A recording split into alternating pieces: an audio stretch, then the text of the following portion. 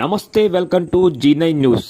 Rajampet MP Peddireddy Mithun రెడ్డికి bail మంజూరయ్యి central jail నుండి విడుదలైన సందర్భంగా వారికి ఘన స్వాగతాన్ని పలికి ఎయిర్పోర్ట్ వరకు భారీ ర్యాలీని వైఎస్ఆర్సీపీ నాయకులు జగ్గంపూడి కుటుంబ సభ్యులు జగ్గంపూడి రాజా, జగ్గంపూడి గణేష్ నిర్వహించారు।